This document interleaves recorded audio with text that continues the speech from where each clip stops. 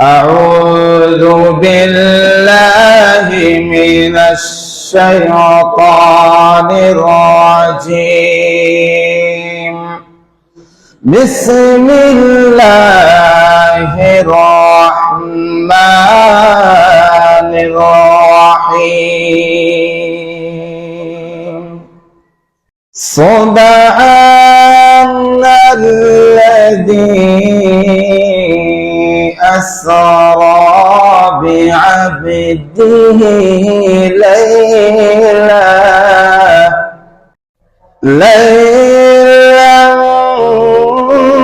من المسجد الحرام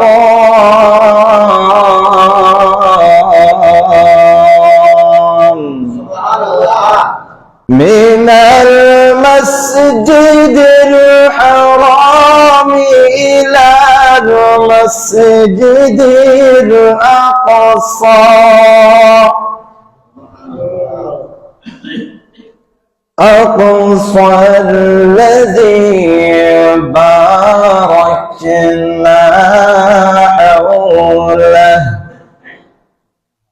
حوله لنريه من آياتنا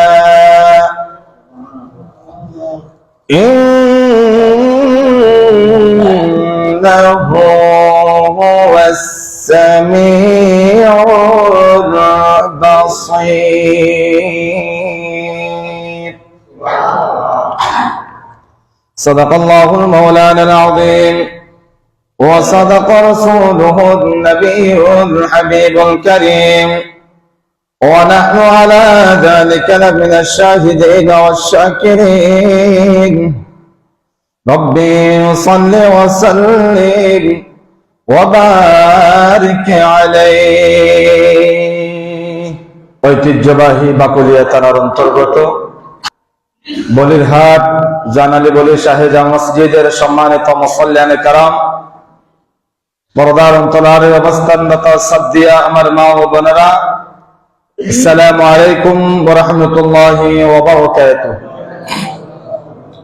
রব্বুল আলামিনের দরবারে লক্ষ কোটি শুকরিয়া যে রব্বুল আলামিন দয়া করে মায়া করে অত্যন্ত ভালোবেসে পৃথিবীর সর্বশ্রেষ্ঠ জায়গা আল্লাহর ঘর মসজিদে আসার বসার ইবাদত বান্দাগি করার আমাকে আপনাদেরকে তৌফিক টুকুন দান করেছেন। সেই শুকরিয়া আদায়ের লক্ষ্যে মহব্বতের আওয়াজে হৃদয়ের সব টুকুন ভালোবাসা উজাড় করে দিয়ে উচ্চ আওয়াজে বলি আলহামদুলিল্লাহ। সাথে সাথে লক্ষ কোটি দরুদ সালাম উম্মতের কান্ডারি নবী, মায়ার নবী, হাউজে কাউসারের মালিক নবী, আফতাবে নবুয়ত, শাহিনশাহ রিসালাত, শামসুদ দুহা, বদরুদ দুজা, সদরুল উলা, কাহফিল ওয়ারা, নূরুল ওয়ারা, আকা মুহাম্মাদুর রাসূলুল্লাহ সাল্লাল্লাহু আলাইহি ওয়াসাল্লাম এর নূরানী কদম মুবারকে সালাতু সালাম জানাচ্ছি। আমাদের সালাতু সালামের হাদিয়া নাজাতে রব্বুল আলামিন কবুল করেন, সকলে বলি আমিন। সম্মানিত হাজিরিন, প্রতি জুমার ধারাবাহিকতার ন্যায় আজ পবিত্র রজবুল মুরাজ্জব শরীফের দ্বিতীয় জুমাতে আপনাদের খেদমতে বিষয় নিয়েছি মিরাজুন নবী সাল্লাল্লাহু আলাইহি ওয়াসাল্লাম সম্পর্কে। এই আলোচনা কয়েকটি পর্বে আলোচনা হবে ইনশাআল্লাহ, যেহেতু সময় একেবারে কম জুমার দিনে, সেই সুবাদে কয়েক পর্ব হতে পারে। মেরাজের আলোচনা একেবারে শুরু থেকে আল্লাহর প্যারা রাসূল কোন স্থানে অবস্থান করছেন ওই এখান থেকে শুরু করে একেবারে সিদরাতুল মুনতাহা পাড়ি দিয়ে লা মাকাম পর্যন্ত যাওয়া আসার মধ্যে যা যা কিছু আল্লাহর প্যারা রাসূল দেখেছেন সব বিস্তার ইনশাআল্লাহ বর্ণনা করা হবে। এই মেরাজুন নবী থেকে রব্বুল আলামিনের পক্ষ থেকে উম্মতের জন্য আল্লাহর প্যারা রাসূল কি হাদিয়া এনেছেন এবং মেরাজুন নবী থেকে আমরা কি কি শিক্ষা অর্জন করব, একেবারে শেষ পর্বে সে আলোচনা হবে ইনশাআল্লাহ। মেরাজুন নবীর আলোচনা শুনে সর্বপ্রথম আমাকে আপনাদেরকে নবী পাকের প্রেম অন্তরে জায়গা করে দিয়ে আমল করার তৌফিক দান করুন। আর একটু মহব্বতের আওয়াজে বলে সম্মানিত ভাইয়ারা, আসুন আমরা একটু ব্যাখ্যাতে যাই। লাইলাতুল মিরাজ শব্দের আবিধানিক অর্থ যদি একটু গাঁথি, দেখা যাচ্ছে লাইলাতুল মিরাজ, মিরাজ অর্থ হলো আরোহণ করা, ঊর্ধ্বগমন করা, আর লাইল হতো রাত, রাতে আরোহণ করা, ভ্রমণ করার নাম হলো লাইলাতুল মিরাজ। ইসলামী শরীয়তের পরিভাষায় মিরাজ হলো মহান আল্লাহ রাব্বুল আলামিনের ইচ্ছায়, তার সান্নিধ্যে, তার প্রিয় মাহবুব নবী, সৃষ্টির সেরা মুকুট আমার নবী, আপনার নবী রাহমাতুল লিল আলামিনকে মক্কায়ে মুকাররমার জমিন থেকে পাড়ি দিয়ে একেবারে সাত আসমান পাড়ি দিয়ে সিদরাতুল মুনতাহা আল্লাহ রাব্বুল আলামিনের সাথে সাক্ষাৎ করানোর নামই হলো লাইলাতুল মিরাজ। আসুন এই লাইলাতুল মিরাজ সম্পর্কে রব্বুল আলামিন কালামে মাজিদে কি বলেন। সূরা বানী ইসরাঈল শরীফের একেবারে প্রথম আয়াতে কত চমৎকার ভাষায় জগৎকে জানিয়ে দিচ্ছেন, সুবহানাল্লাযী আসরা বিআবদিহি লাইলাম মিনাল মাসজিদিল হারাম ليلا من المسجد الحرام إلى المسجد الأقصى। আল্লাহ রাব্বুল আলামিন বলেন, সুবহান, আমি আল্লাহ হলাম পুত পবিত্র, আমি আল্লাহ তোমাদেরকে আলান করছি। সুবহানাল্লাযী আসরা বিআবদিহি লাইলা, রাতের কিছু অংশে আমার বিশেষ বান্দা, আমার সৃষ্টির সারা মুকুট রাহমাতুল লিল আলামিনকে আমি আল্লাহ ভ্রমণ করাইছি। লাইলাম মিনাল মাসজিদিল হারাম ইলাল মাসজিদিল আকসা, মসজিদে হারাম থেকে মসজিদে আকসা পর্যন্ত রব্বুল আলামিন ভ্রমণ করাইছেন। তিনি কে? আল্লাহ। কাকে করাইছেন? আমাদের নবীকে করাইছেন ভ্রমণ। কোন স্থান থেকে? মসজিদে হারাম থেকে মসজিদে আকসা পর্যন্ত। এই মসজিদে আকসা, মসজিদে হারাম, এদের পাশের স্থানটুকু কেমন বরকতমণ্ডিত কিনা রব্বুল আলামিন কালামে মাজিদ দিয়ে জানিয়ে দিচ্ছেন, আল্লাযী বারাকনা হাওলা। সুবহানাল্লাহ। মসজিদে হারাম, মসজিদে আকসার এই দুই পাশে, চতুর্পাশে এমন ভাবে রব্বুল আলামিন বরকত দিয়েছেন। আল্লাহ বলেন, সেই বরকত মণ্ডিত স্থান দিয়ে আমার মাহবুব নবীকে আমি আল্লাহ ভ্রমণ করাইছি। আল্লাহ আপনি কেন ভ্রমণ করাইলেন? আপনি কেন দাওয়াত দিয়ে, মেরাজের দাওয়াত দিয়ে আপনার কাছে নিয়ে গেলেন?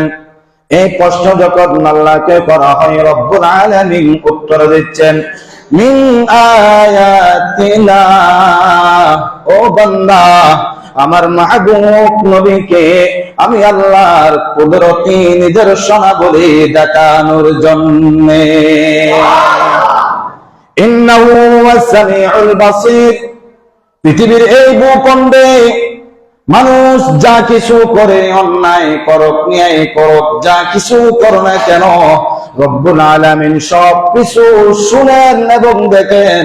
সেই জন্য আয়াতে কারিমা থেকে আমাদের জন্য ক্লিয়ার হয়ে গেল, আল্লাহর মাহবুব নবীকে দাওয়াত দিয়ে রব্বুল আলামিন মেরাজের রাতে নিয়ে গিয়েছিলেন। আসুন আবার আরেকটু সামনে যাই। মেরাজের তিনটি ভ্রমণ। কয়টি ভ্রমণ? তিনটি ভ্রমণ। যে কোনো একটিকেও অস্বীকার করা যাবে না। কেউ যদি বলে বাইতুল্লাহ শরীফ থেকে বাইতুল মুকাদ্দাস পর্যন্ত, সে ভ্রমণকে আমরা বিশ্বাস করি, আর বাইতুল মুকাদ্দাস থেকে সপ্তম আসমান পর্যন্ত সেই ভ্রমণ আমরা বিশ্বাস করি না। আবার কেউ যদি বলে বাইতুল মুকাদ্দাস থেকে সপ্তম আসমান থেকে বাইতুল মামুর পর্যন্ত এই ভ্রমণকে বিশ্বাস করে না, বাইতুল মামুর থেকে সিদরাতুল মুনতাহা পর্যন্ত ভ্রমণকে বিশ্বাস করে না। কেন বিশ্বাস করি না জানেন? কোরআনের আয়াতে পাকের মধ্যে বলা হয়েছে ইলাল মাসজিদিল হারামি মিনাল মাসজিদিল হারামি ইলাল মাসজিদিল আকসা, মসজিদে হারাম থেকে মসজিদে আকসার কথা বলা হয়েছে, এখানে অন্য কোন স্থানের কথা বলা হয় নাই। প্রিয় বন্ধুরা, বলতে চাইছিলাম আল্লাহ রাব্বুল আলামিন মসজিদে হারাম এবং মসজিদে আকসার কথা কেন উল্লেখ করে দিয়েছেন? মক্কার কাফিররা, ইহুদিরা, নাসারারা, বাতিলপন্থীরা ওই বাইতুল মুকাদ্দাস সম্পর্কে তাদের অবগত ছিলেন, তাদের জ্ঞান ছিল। সেই জন্য এত দূরত্ব রাস্তা, এত 100 বছরের দূরত্বের রাস্তা কিভাবে মুহূর্তে রব্বুল আলামিন আল্লাহর মাহবুব নবীকে ভ্রমণ করেছেন সেটা তারা বিশ্বাস করবে না। বিদায় রব্বুল আলামিন কালামে মাজিদে মিনাল মাসজিদিল হারামি ইলাল মাসজিদিল আকসা উল্লেখ করে দিয়েছেন। আর একটু মহাব্বতের আওয়াজে হলো আসুন, এই 3টি ভ্রমণকে কোন একটিকেও অবিশ্বাস করা যাবে না, সব কিছুকে বিশ্বাস করতে হবে। নাম্বার 1, মসজিদে হারাম থেকে মসজিদে আকসা পর্যন্ত এই ভ্রমণকে বলা হয় আসরা। কি আসরা বলা হয়? এটা অস্বীকার যদি কোন একজন বান্দা যদি অস্বীকার করে, সাথে সাথে কাফির হয়ে যাবে, ঈমান চলে যাবে। ঘোষণাকার সেই আইন মানা দরকার আছে না নাই? কেউ যদি বলে আমার নবী মেরাজ করে নাই, এখন কি বান্দার কথা শুনবেন নাকি আল্লাহর কথা শুনবেন? আমাদেরকে আল্লাহর কথা মানার তৌফিক দান করুক। নাম্বার 2, মসজিদে আকসা থেকে সপ্তম আসমান পর্যন্ত ভ্রমণকে বলা হয় মেরাজ। মসজিদে আকসা থেকে মসজিদে সপ্তম আসমান পর্যন্ত ভ্রমণকে বলা হয় মেরাজ। নাম্বার 3, আসমান থেকে কাবা কৌসাইন পর্যন্ত ভ্রমণকে বলা হয় ইরাজ। ভ্রমণকে কি বলা হয়? ইরাজ। এক বাক্যে এই 3টি ভ্রমণকে যদি কোন আল্লাহর বান্দা অস্বীকার করে, অবিশ্বাস করে, এক বাক্যে ওই ব্যক্তি মূর্খের পরিচয় দিবে। আল্লাহ আমাদেরকে জ্ঞানী ব্যক্তির কাতারের মধ্যে নামটুকু লিপিবদ্ধ করার তৌফিক দান করুক। আর একটু মহাব্বতের আওয়াজে ভাইরা সামনে যাই। মিরাজের ঘটনায় বিরাসূলিহি আল্লাহ না বলে বিআবদিহি কেন বলেছেন? আল্লাহ তো আল্লাহর মাহবুব নবীকে ভ্রমণ করেছেন, আর রাসূল না বলে আব্দুল শব্দ কেন ব্যবহার করেছেন? বান্দা কেন সম্বোধন করেছেন? মুফাসসিরিনে কেরামরা, মুহাদ্দিসিনে কেরামরা একটু ব্যাখ্যা করে দিয়েছেন। কয়েকটি পয়েন্ট দেখা যায়, 4টি কারণ। কয়টি কারণ? 4টি কারণে বিরাসূলিহি আয়াতে কারিমায় বিরাসূলিহি আল্লাহ না বলে বিআবদিহি বলার 4টি কারণ। কয়টি কারণ? 4টি কারণ। নাম্বার 1, মিরাজের ঘটনায় রব্বুল আলামিন বিরাসূলিহি না বলে বিআবদিহি এই জন্য বলেছেন। রাসূল বলা হয় উনাকে যিনি আল্লাহর পক্ষ থেকে পৃথিবীর জমিনে আগমন করেন, আর বান্দা বলা হয় তাকে যিনি বান্দাদের পক্ষ থেকে রব্বুল আলামিনের কাছে মেহমান হয়ে যায়। সুবহানাল্লাহ। এখন মেরাজ, রাসূল কি আল্লাহর পক্ষ থেকে দুনিয়াতে এসেছেন নাকি আল্লাহর প্রিয় বান্দা আল্লাহর কাছে গিয়েছেন? আল্লাহর কাছে গিয়েছেন, সেই জন্য বিআবদিহি আল্লাহ বলেছেন। নাম্বার 1। নাম্বার 2 কারণ হলো এই বিরাট মর্যাদার প্রাপ্তির কারণ হলো বান্দা যখন আল্লাহর নিকট যত বিনয়ী হয়, যত ছোট হয়ে যায়, আল্লাহর কাছে যত তাওয়াক্কুল করে, আল্লাহ তত বান্দাকে নিয়ামত দান করেন। মক্কায় গিয়েছে, মদিনায় গিয়েছে, উহুদের ময়দানে গিয়েছে, তাইফের ময়দানে গিয়েছে, আল্লাহর মাহবুব নবী যেখানে কদম রেখেছে সেখানে ওয়ামাইয়া তাওয়াক্কাল আলাল্লাহ, সর্বপ্রথম রব্বুল আলামিনের উপর তাওয়াক্কুল করেছেন। এটা আমাকে আপনাদেরকে শিক্ষা দিয়েছেন, সদা সর্বদা আল্লাহর তাওয়াক্কুল করব। নিয়ামত দেওয়ার মালিক কে? সেই মালিকের মুলকের যখন আমরা প্রশংসা করব, সেই মালিকের উপরে যখন আমরা তাওয়াক্কুল করব, আল্লাহ বলেন বান্দা যত বিপদ তোমাদের মাঝে আসুক, আমি আল্লাহর কাছে যখন তোমরা তাওয়াক্কুল করে ছেড়ে দেবা, আমি আল্লাহ মুহূর্তে তোমাদের বিপদকে দুরূহ করে দিয়ে তোমাদেরকে নিয়ামত দান করব। নাম্বার 3 কারণ হলো এই মর্যাদা দেখে অন্য নবীর উম্মতরা ঈসাকে আল্লাহর পুত্র বলেছেন যখন মর্যাদা পেয়েছেন, যাতে কোন আল্লাহর বান্দা পৃথিবীর জমিনে আল্লাহর প্যারা রাসূলকে সে সমস্ত টেক না লাগায়, সেজন্য আমার আল্লাহ বিরাসূলিহি না বলে বিআবদিহি শব্দ উল্লেখ করেছেন। নাম্বার 4 চতুর্থ কারণ হলো আবদুন বলার দ্বারা প্রমাণিত হয় মিরাজুন নবী সাল্লাল্লাহু আলাইহি ওয়াসাল্লাম ঘুমে নয়, স্বপ্নে নয়, রূহানি ভাবে নয়, সশরীরে হৃদয়ের সব চক্ষু উদার করে দিয়ে, এমনকি যে চক্ষু দিয়ে পৃথিবী জমি দেখেছেন, আসমান জমিন লৌহ কলম দেখেছেন, ওই চক্ষু মুবারকা দিয়ে সরাসরি লামকানের খোদার সাথে দিদার লাভ করেছেন। এই কারণে বিরাসূলিহি না বলে বিআবদিহি আল্লাহ কোরআনে মাজিদে সম্বোধন করেছেন। সম্মানিত ভাইয়ারা, যে কোনো ভ্রমণ কাহিনীতে 7টি পয়েন্ট উল্লেখ থাকে। যখন আমাদের কোন একজন ভাই সফরে যায়, কক্সবাজার ভ্রমণে যাবে, ওই ভ্রমণের মধ্যে 7টি কারণ পাওয়া যাবে। কয়টি? 7টি কারণ পাওয়া যাবে। দেখেন, আমার নবী যখন বাইতুল্লাহ শরীফ থেকে রওনা দিয়ে সিদরাতুল মুনতাহা একেবারে শেষ স্টেশন আল্লাহর সাথে দিদার লাভ করার পরে কেন লাভ করেছেন? কয়েকটি কারণ পাওয়া যায়। যে কোনো ভ্রমণ কাহিনীতে কয়েকটি কারণ? 7টি কারণ পাওয়া যায়। নাম্বার 1, ভ্রমণ কে করাইছেন? ভ্রমণ কে করাইছেন? আল্লাহ। সেটা উত্তর দিয়ে দেন সুবহান।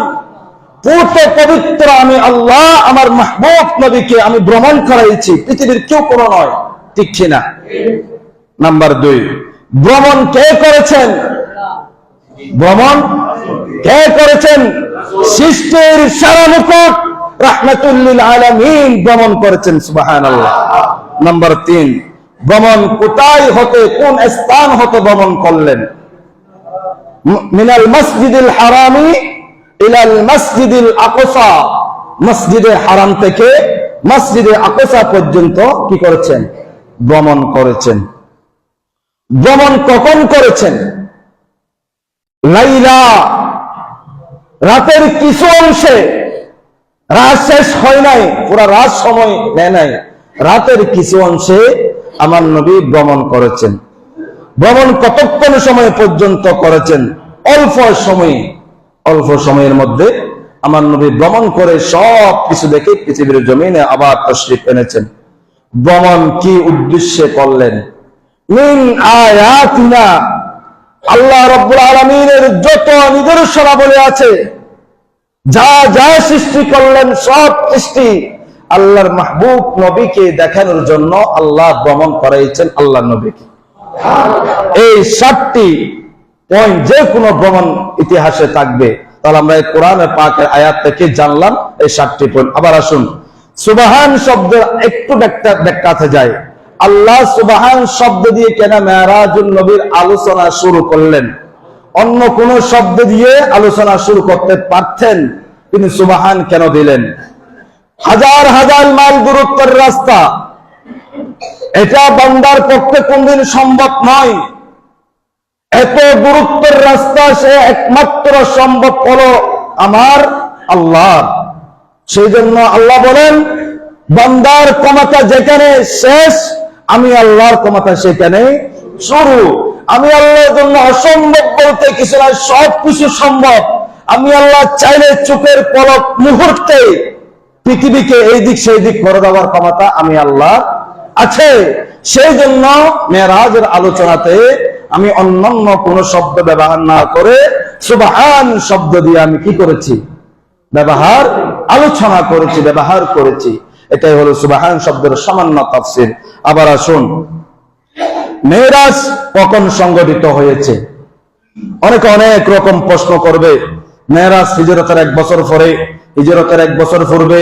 প্রসিদ্ধ মত হলো হিজরতের 1 বছর পূর্বে রজব মাসের 26 তারিখ দিবাগত রাত অর্থাৎ 27 তারিখ রাতেই আল্লাহর নবী খাতিমে কাবা থেকে ভ্রমণ করেছেন। প্রসিদ্ধ মত, এক বাক্যে কোনো দ্বিমত নাই এখানে। হ্যাঁ, বিভিন্ন উলামায়ে কেরামরা ইখতিলাফ করেছেন, সর্বশেষ সবাই একমত পোষণ করে এই মতটা আমাদেরকে কি দিয়েছেন, তারা উপহার দিয়েছেন। এই তারিখকে কেন্দ্র করে যারা আকায়েদ আহলে সুন্নাত, যারা আশিকে রাসূল, নবী প্রেমিক যারা আছে, নবীর প্রেমিক নবীর গোলাম যারা আছে, তারা এই 27 তারিখকে একটু বিশেষ করে গুরুত্ব সহকারে নেয়। আমরা এটা নয় এই রাতে ইবাদত করতে হবে, না করলে গুনাহগার হবে, সেটাও আমরা ফতোয়া দিই না।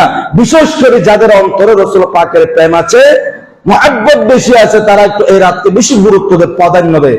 যার কারণে বিভিন্ন তাসবিহ, তাহলিল, নামাজ, রোজা, এইগুলা ইত্যাদি, ফাতিহা শরীফ, এগুলো আপনার মন চাইলে করতে পারবেন, কিন্তু আপনার মন চাচ্ছে না, করা দরকার নাই। আপনাকে ইসলাম কঠিন ভাষায় কিছু বলছে না, করতেই হবে, সেই নির্দেশ আপনাকে দেয় নাই। মন চাইলে নবীর প্রেম যদি থাকে, আপনি একটা ফাতিহা, একটা মুরগি জব করে ফাতিহা দেন, ফাতিহা দিয়ে তো ভাই আমার নবীকে দিবেন না, আপনার বৃদ্ধ মা এবং বাবা যে কবরে শুয়ে আছেন তাদেরকে দিবেন না, কোন আত্মীয় স্বজনকে দিবেন না। আপনি তো সেই মুরগি জব করে আপনার পরিবার খাবে, আপনার সন্তান খাবে, যদি কোন একজন আলেম দাওয়াত দেন সে আলেম তো খাবে, ঠিক না? এখন আমরা ফাতিহা যদি এটা দেওয়ার ক্ষেত্রে যদি দলিল খুঁজতে যাই, এটা দেওয়ার ক্ষেত্রে যদি বেদাত ফতোয়ার ট্যাগ লেগে যায়, তাহলে সেই ফাতিহা দেওয়া দরকার নাই। আপনার মন চাইলে রাসূল পাকের প্রেমে সবকিছু বিসর্জন দিয়েছেন, আর আপনার মন না চাইলে কিছুই দিয়েন না, সেটা আমার রাসূল পাকের ক্ষেত্রে কোনো অসুবিধা হবে না। দেখা যাবে লক্ষ কোটি জনপ্রিয়, দেখা যাবে পৃথিবীর ভূখণ্ডে, বাংলাদেশের আনাচে কানাচে জনপ্রিয়তার নাম চললে মানুষ অবাক হয়ে যাবে।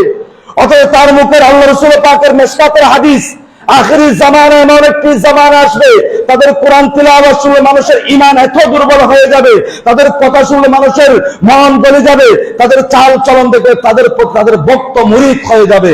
এমন কিছু দাজ্জাল বাহির হবে কিয়ামতের পূর্ব মুহূর্তে, তাদের জবান দিয়ে আরেকটি শব্দ বাহির হবে, সেটা হলো গুস্তাখি রাসূল, ঠিক কিনা? বর্তমান সময়ে গুস্তাখি রাসূল বাহির হয়েছে ভাই। আমি দলবল নির্বিশেষে, আমি আকীদা বুঝি না, কিচ্ছুই বুঝি না, একটা আমি আপনাদেরকে মেসেজ দিতে চাই, সেটাই হলো সর্বপ্রথম আলা ঈমানা বিল্লাহ মুহাব্বাতালা, আলা ঈমানা বিল্লাহ মুহাব্বাতালা। যতক্ষণ পর্যন্ত আপনার আমার অন্তরে রাসূল পাকের প্রেমকে জায়গা দিতে পারবো না, খোদার কসম সেই ব্যক্তি কখনো মুমিন দাবি করতে পারে না। একটু আওয়াজ দিয়ে বলেন ঠিক কিনা? সেই কোটি কোটি জনপ্রিয়তা লাভ করতে পারে।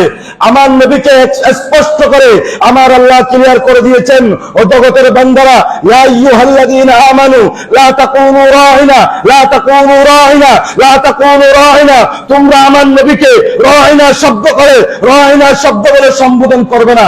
ঘোষণা দিয়েছেন কে? সেই জনপ্রিয়তা একজন কুখ্যাত ব্যক্তি আমার রাসূল পাককে কাও বাউ বলেছেন। এটা বলছিও কিনা রাসূলুল্লাহ বলেন, রাখাল ছেলে সম্বোধন করেছেন। আরে ভাই, আল্লাহ কোরআনে মাজিদ দিয়ে ঘোষণা দিয়েছেন, ইয়া আইয়ুহাল্লাযীনা আমানু লা তাকুনু রাইনা লা তাকুনু রাইনা লা তাকুনু রাইনা। বান্দারে, তোমরা আমার মাহবুব নবীকে রাইনা শব্দ বলে সম্বোধন করিও না। ঠিক কিনা ভাইয়া? আমি কারো নাম ধরে বলছি না, একজন আলেম হিসাবে সবার মাথার থাস সম্মান আলাদা। এটা আমার বাবা হোক, সেটা আমার মা হোক, সেটা আমার সন্তান হোক, সেটা আমার যাই হোক, যাই মুহূর্তে রাসূল পাকের আজমতের বারাকাত আসবে, খোদার কসম সেই দিন জান দিতে প্রস্তুত ইনশাআল্লাহ। আপনারা আছেন না? রাসূল পাকের প্রেমে জান দিতে প্রস্তুত আছেন না? সেটা যাই হোক, আমার জন্মদাতা পিতাও যদি আমার নবী পাকের বিরুদ্ধে কথা বলে, সেই দিন আমরা আঙ্গুল তুলব তাদের বিরুদ্ধে। আল্লাহ তাদেরকে হেদায়েত দান করুক। আল্লাহ যদি হেদায়েতের দান যদি না যায় তাদের কানে, আল্লাহ তাদেরকে ধ্বংস করে দেখ। আমরা ইখতিলাফ হয়ে যাব না, এটা আখিরি জামানা। কোন স্থানে যাবেন, কোন রাস্তায় যাবেন, ঈমান মুহূর্তে নষ্ট হয়ে যাচ্ছে। আল্লাহ সেই সমস্ত ব্যক্তি থেকে আমাদের ঈমান আকীদাকে হেফাজত করার তৌফিক দান করুন। সম্মানিত ভাইয়েরা, আবার আসুন, মেরাজের ব্যাপারে প্রসিদ্ধ তিনটি মত রয়েছে, মুফাসসিরিনে কেরামরা দিয়েছেন। মেরাজ ছিল রূহানি এবং স্বপ্নে, এটা একটি মত। নাম্বার 2, মসজিদে হারাম থেকে মসজিদে আকসা পর্যন্ত জাগ্রত অবস্থায়। নাম্বার 3, বাইতুল মুকাদ্দাস থেকে আসমান পর্যন্ত রূহানি মেরাজ। নাম্বার 3, সমস্ত উলামায়ে কেরাম আজমায়ে উম্মত তারা এক মত পোষণ করেছেন আল্লাহর প্যারা রাসূলের জীবদ্দশায় 34 বার মেরাজ হয়েছেন। সুবহানাল্লাহ বলেন না? কয়বার? পারবেন না আপনারা? 34 বার। কয়বার? 34 বার আল্লাহর প্যারা রাসূলের সাথে মেরাজ হয়েছেন, দিদার হয়েছেন। আসুন, 34 বারের মধ্যে 33 বার হয়েছে রূহানি বা স্বপ্নে আল্লাহর সাথে। কিন্তু 26 তারিখ দিবাগত রাত যেটা হয়েছে সেটা হলো সশরীরে মা যাগাল বাসার ওয়া মা তাগা লাকাদ রাআ মিন আয়াতি রাব্বিহিল কুবরা। সুবহানাল্লাহ বলেন না? আল্লাহর প্যারা রাসূলের যে চক্ষু মোবারক ছিল সেই চক্ষু মোবারক 1 ইঞ্চি পরিমাণ এদিক সেদিক যায় নাই। যে চক্ষু দিল সেই চক্ষু দিয়ে আল্লাহ রাব্বুল আলামিনকে সশরীরে দেখেছেন। তাহলে সশরীরে মেরাজ গিয়েছেন কয়বার? একবার। আর 33 বার স্বপ্নে বা রূহানি। এখন মোট কয়বার পাইলেন? 34 বার আল্লাহ রাব্বুল আলামিনের সাথে আল্লাহর মাহবুব নবীর দিদার লাভ করেছেন। সুবহানাল্লাহ। আসুন আরেকটু সামনে যাই। মেরাজ কোন স্থান থেকে হয়েছিল? ইমাম বুখারী, মুসলিম, তিরমিজি, নাসাই এদের বর্ণনায় মেরাজ খাতিমে কাবা থেকে আরম্ভ হয়েছে। আর কি কি? ইমাম নাসাই অন্য বর্ণনা মতে, ইমাম আবু ইয়ালা, ইমাম তাবরানির বর্ণনায় অন্য মতে উম্মে হানি বিনতে আবু তালেবের ঘর থেকে হয়েছে। একদল বলেছেন খাতিমে কাবা থেকে মেরাজ শুরু হয়েছেন, আরেক দল বলেছেন উম্মে হানি অর্থাৎ চাচাতো বোনের ঘর থেকে কি হয়েছেন? মেরাজ। দুটো মত, এই দুটি মতের স্পষ্ট ক্লিয়ার করে দিয়েছেন মুফাসসিরিন কেরামরা, ব্যাখ্যা করে দিয়েছেন। আল্লাহর প্যারা রাসূল প্রথমে খাতিমে কাবায় কি করলেন? উম্মে হানির ঘরে শুয়েছিলেন, আরাম করছিলেন চাচাতো বোনের ঘরে। ওখান থেকে উঠে খাতিমে কাবার মধ্যে গিয়েছেন। ওই স্থান থেকে আল্লাহর প্যারা রাসূলের সাথে কি হয়েছেন? মেরাজ নবী আরম্ভ হয়েছেন। তাহলে এই দুটো মত দুটোটাও ঠিক আছে, কিন্তু এক একজন এক এক বর্ণনা করেছেন। আবার উভয় বর্ণনার মুখকে কেন্দ্র করে আবার একটা সলিউশন আমাদেরকে দিয়ে দিয়েছেন। সুবহানাল্লাহ। মেরাজ কতবার হয়েছে? তাহলে আপনারা জেনেছেন মেরাজ হয়েছে মোট 34 বার। তার মধ্যে একবার হয়েছে সশরীরে, আর 33 বার হয়েছে আল্লাহর নবীর সাথে রূহানি এবং স্বপ্নে। এটা হলো মোট 34 বার আল্লাহর প্যারা রাসূলের সাথে মেরাজ হয়েছে। এখন আসুন, মেরাজের রাতে আল্লাহর নবী কয়টি বাহন ব্যবহার করেছেন? সুবহানাল্লাহ বলুন না? যে খাতিমে কাবা থেকে শুরু করে সিদরাতুল মুনতাহা পর্যন্ত ভ্রমণ করলেন, এই ভ্রমণের মধ্যে আল্লাহর নবী কয়টি বাহন ব্যবহার করেছেন? মোট 5টি বাহন। কয়টি বাহন? মনে রাখবেন এগুলা। মোট কয়টি বাহন? 5টি বাহন। নাম্বার 1, বুরাক। বুরাকের বর্ণনা এসেছেন বুখারী শরীফের বর্ণনায়। বুরাক এমন এক জিনিস যে দৃষ্টি যতদূর পর্যন্ত দেখা যায় এক পলকে বুরাকের সেই পদতুলি ওই দৃষ্টির সীমানায় পড়ে, এত স্পিড। তার নাম হলো বুরাক। নাম্বার 1। নাম্বার 2, জিনা। জিনা হলো লিফটের মতো সিঁড়ি। লিফট মুহূর্তে 1 তলা থেকে 10 তলা মুহূর্তে তুলে নিয়ে যায়। এটা দ্বিতীয় বাহক ব্যবহার করেছেন আল্লাহর নবী। নাম্বার 3, ফেরেশতাদের ডানা। ফেরেশতাদের ডানা। নাম্বার 4, জিবরাইলের ডানা। জিবরাইলের ডানা। নাম্বার 5, রফরফ। এখন কোন বাহন কোন জায়গায় ব্যবহার হয়েছেন? প্রথমে খাতিমে কাবা থেকে শুরু করলেন আল্লাহর নবীর মেরাজ। খাতিমে কাবা থেকে এই মসজিদে আকসা পর্যন্ত এখানে কাদেরকে দেখেছেন? এই স্থান থেকে এই স্থান পর্যন্ত কোন বাহন ব্যবহার করেছেন? আবার বাইতুল মুকাদ্দাস থেকে 7ম আসমান পর্যন্ত কোন বাহন ব্যবহার করেছেন? 7ম আসমান থেকে বাইতুল মামুর পর্যন্ত কোন বাহন ব্যবহার করেছেন? বাইতুল মামুর থেকে সিদরাতুল মুনতাহা পর্যন্ত কোন বাহন ব্যবহার করেছেন? আর সিদরাতুল মুনতাহার পরে লা মাকানুল খুদার সাথে কোন বাহন ব্যবহার করেছেন? সেটা লা ইলাহা ইল্লাল্লাহ ছাড়া পৃথিবীতে কেউ এখনো পর্যন্ত বাহির করতে পারে নাই।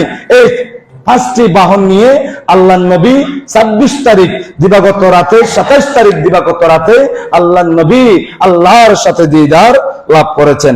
এখন আসুন আরেকটু সামনে যাই। সশরীরে অনেকে বলবে আল্লাহ নবী মেরাজ করেছেন স্বপ্নে, রুহানি। এখন যারা সশরীরে মেরাজ মানে উলামায়ে কেরাম, মুফাসসিরিনে কেরামরা 7টি দলিল আমাদেরকে দিয়েছেন। কয়টি দলিল? 7টি দলিল। অর্থাৎ সশরীরে আল্লাহ নবী সশরীরে আল্লাহর সাথে দিদার করেছেন, এরকম কয়টি দলিল? 7টি দলিল আমাদেরকে দিয়েছেন। নাম্বার 1, মিরাজের আয়াতে আল্লাহ তাআলা আবদুহু বলেছেন। আবদুন শব্দটি শরীর ও রূহ উভয়ের সমষ্টিকে বোঝায়। সেই জন্য এই আয়াত কারিমা থেকে স্পষ্ট হলো আল্লাহ নবী সশরীরে কোথায় গিয়েছেন? মেরাজে গিয়েছেন। 1 নাম্বার 2, আসরা বলা হয়েছে, আসরা বলা হয় রাতের ভ্রমণকে, তাও রূহের জন্য ব্যবহার হয় না। এখন রূহের জন্য আমি ঘুমাইলাম, ঘুমের মধ্যে চাইলে আল্লাহকে যে কোনো মুহূর্তে দেখা, যদি আল্লাহ দেয় যে কোনো মুহূর্তে দেখতে পাইতেন বা আমরাও পেতে পারি, যদি এরকম যদি আমাদের তাকওয়া অর্জন করতে পারি। সেই জন্য এই আসরা বলে যে রাতের কিছু ভ্রমণকে আল্লাহ এমন ভাবে গুরুত্ব দিয়েছেন যাতে আমার নবী আমার সাথে সশরীরে দিদার লাভ করেছে। নাম্বার 3, হাদিসে পাকে ঘোষণা হয়েছে বুরাক নামক বাহনের কথা। বুরাক ব্যবহার হয়, বাহন ব্যবহার হয় শরীরের জন্য, রূহের জন্য ব্যবহার হয় না, দরকার নাই। সেই জন্য এই বুরাক যেহেতু ব্যবহার হয়েছে হাদিসে পাকে, আমাদের ক্লিয়ার হয়ে গেল আল্লাহ নবী সশরীরে আল্লাহর সাথে মেরাজ করেছেন। নাম্বার 4, রুহানি মেরাজ হলে এটি এক বিরাট মুজিজা ঘটনা। কারণ রুহানি মেরাজ বহুবার আল্লাহর সাথে হয়েছেন, কিন্তু এটা অসম্ভব কিছু নয়। আল্লাহ যে মুহূর্তে সুবহান শব্দ ঢেলে দিয়েছেন, সুবহান শব্দ ব্যবহার করে ফেলেছেন, এখানে আর কোন ক্ষমতা যেখানে শেষ, আমার আল্লাহ ক্ষমতা সেখানে শুরু। আল্লাহর কাছে অসম্ভব কিছুই নেই। নাম্বার 5, তাহলে রুহানি মেরাজ হলে কাফিররা, ইহুদিরা, নাসারারা বিশ্বাস করত না, তারা অসম্ভব মনে করত, এটা কোনোদিনও সম্ভব নয়। সেই জন্য আমার আল্লাহ এই মিরাজের আয়াতে কারিমায় মিনাল মসজিদুল হারামি ইলাল মসজিদুল আকসা এইভাবে উল্লেখ করে দিয়েছেন। কিন্তু হাদিসে পাকের মধ্যে এই যে সপ্তম আসমানের কথা থেকে শুরু করে, বাইতুল মুকাদ্দাস থেকে শুরু করে সপ্তম আসমান পর্যন্ত, সপ্তম আসমান থেকে সিদরাতুল মুনতাহা, এইভাবে করে কোন কোন স্থানে কাদেরকে সাক্ষাৎ হয়েছে বিস্তারিত আলোচনা সামনে আসবে ইনশাআল্লাহ। তাহলে আরেকটা আয়াতে কারিমার মধ্যে আল্লাহ আরেকটু ক্লিয়ার করে দিচ্ছেন, মা যাগাল বাসার ওয়া মা তাগা। আল্লাহ বলেন আমার মাহবুব নবীর চক্ষুর দৃষ্টি যে অবস্থায় ছিল সে অবস্থায় আমি আল্লাহকে আমার নবী দেখেছেন। এখানে রুহানি ভাবে নয়, এই আয়াত কারিমা থেকে ক্লিয়ার হয়ে গেল আল্লাহ নবী সশরীরে আল্লাহর সাথে দিদার লাভ করেছেন। নাম্বার 7, বাইতুল মুকাদ্দাসে সকল নবীগণের যে ইমামতি করেছেন সেটাই বড় দলিল হলো সশরীরে আল্লাহ নবী কি করেছেন? মেরাজ করেছেন। প্রিয় ভাইয়েরা, আমরা আজকে এতটুকু জানলাম। আগামী জুমা থেকে পবিত্র কোরআনে মেরাজকে মসজিদে আকসা পর্যন্ত সীমা রেখা নির্ধারণের কারণ থেকে আমরা জানবো। ধারাবাহিকভাবে কয়েক পর্ব ইনশাআল্লাহ আসবে আলোচনা। আমি আমার মুসল্লি ভাইদেরকে আকুল আবেদন করব, মেরাজুন নবীর আলোচনা যদি শুরু থেকে শেষ পর্যন্ত না বোঝেন তাহলে কিছুই বুঝবেন না। সেই জন্য কিছু বক্তা, কিছু আলেম, কিছু ভাই বড় দুঃখ লাগে, তারা হাদিসে পাকে শুরু করে অর্ধেক পর্যন্ত যায়, কিন্তু দেখা যাচ্ছে শেষ পর্যন্ত হাদিসের ইবারতটুকুন পড়ে না, যার কারণে রাসূল পাকের শানে গুস্তাখি করতে তারা দ্বিধাবোধ করে না। যে কোনো জিনিস, যে কোনো সেক্টর, আপনি যে কোনো একটা ব্যবসাতে যান, শুরু শেষ আপনার ব্যবসায় আপনার থেকে সময় দিতে হবে। আপনি পরিবারের কাজ করেন, পরিবারের শুরু শেষ আপনার থেকে সময় দিতে হবে। যখন সময় দিবেন, যে কোনো সেক্টরে যখন সময় দিবেন, ওইটার মধ্যে আপনার সফলতা আসবে। আল্লাহ সুবহানাহু ওয়া তাআলা আমার প্রাণপ্রিয় মুসল্লি ভাইদেরকে রাসূল পাকের প্রেম অন্তরে ধারণ করে মেরাজুন নবী শিক্ষা অর্জনে লালন করার তৌফিক দান করুক। আমিন। ওয়া মা আলাইনা ইল্লাল বালাগ।